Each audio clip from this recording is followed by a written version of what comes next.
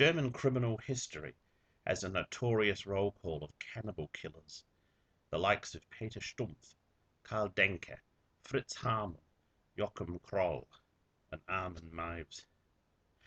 However, one man has been largely forgotten since his moment of infamy in the late 1940s, when hundreds crammed a courthouse and milled around outside to hear of the ghastly events caused by Bodo Fries. In April 1949, at the age of 39, Bodo Fries was convicted at Bremen of two murders, one in 1945 and the other in 1947. Both of his victims were young boys. Fries had worked as a cook for the American Army at one of their German bases, and at the time of his trial was employed as a ship's steward. He was married and was the father of a 5-year-old son.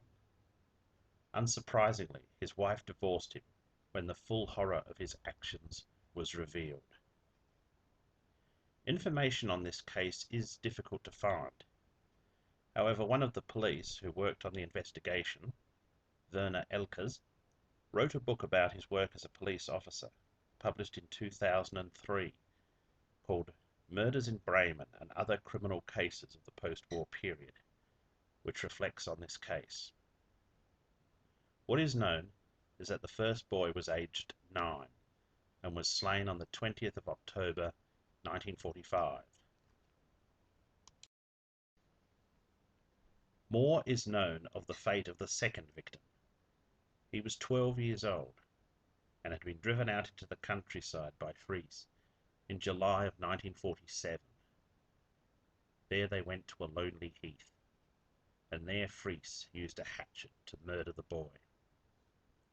Once he was dead, he used a penknife to dismember his victim, cutting flesh from the boy's legs and removing his liver.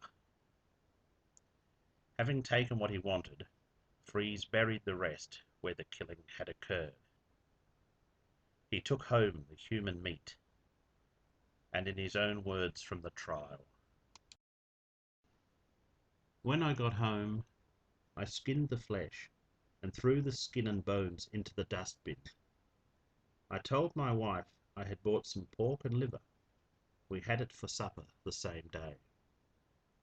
Some of the flesh was made into hamburgers, and the rest was pickled.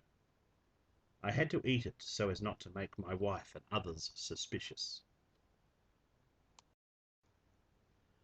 Fries was sentenced to death, but the sentence was later commuted to life in prison.